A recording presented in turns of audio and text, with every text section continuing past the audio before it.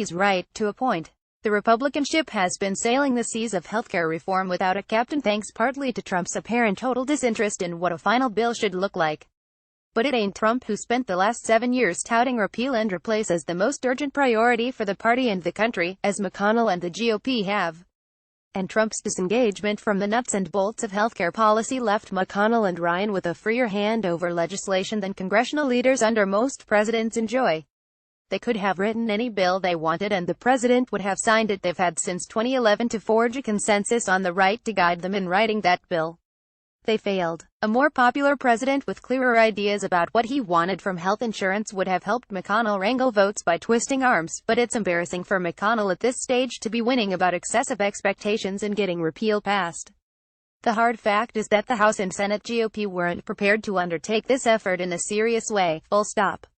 I continue not to understand why Trump wants to fight over it, though. Newt doesn't understand either, knowing that a rift on the right can only mean bad things for the midterms. Can you believe that Mitch McConnell, who has screamed repeal replace for 7 years, couldn't get it done? Must repeal replace Obamacare. Donald J. Trump at Real Donald Trump, August 10, 2017. Mitch, get back to work and put repeal replace tax reform cuts and a great infrastructure bill on my desk for signing. You can do it. Donald J. Trump at Real Donald Trump, August 10, 2017. Apparently there was an animated conversation between the two. A source tells Dana Bashkin that Trump and McConnell's animated conversation happened while he was on the golf course yesterday.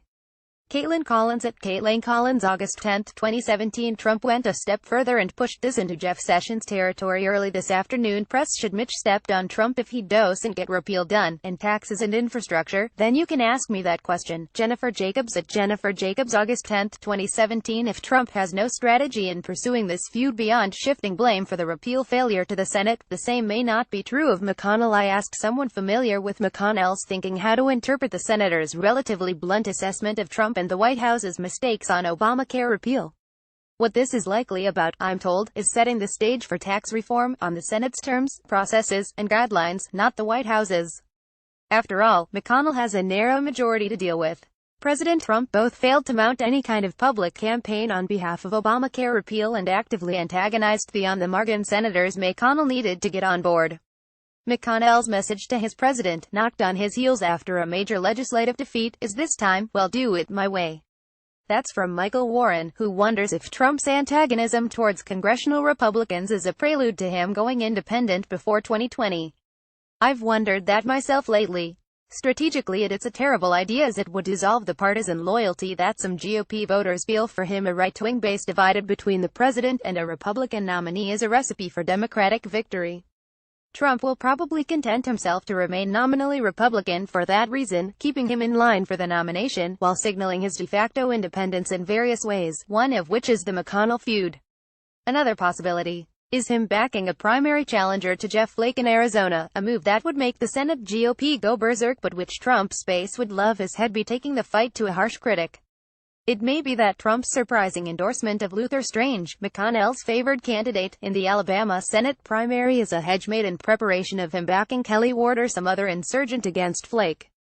Once he does that, and he's inevitably accused of triggering a party schism, he can point back to this Strange endorsement as rebuttal evidence. I'm a loyal party guy in most circumstances, Trump will say. But when a Republican is ostentatiously disloyal to me, I'll repay the favor. Taking out Flake would poison his relationship with McConnell and Senate Republicans, but it might also scare them into line. Trying to take out Flake and failing in a state where Flake's approval numbers are dismal would poison his relationship with the Senate GOP, but also embolden them to resist him, proving that Trump has less influence over Republican primary voters than everyone assumes. That's a big gamble for the president. My guess is he'll maintain a safe distance from the Arizona race while having allies like Robert Mercer try to blow Flake up.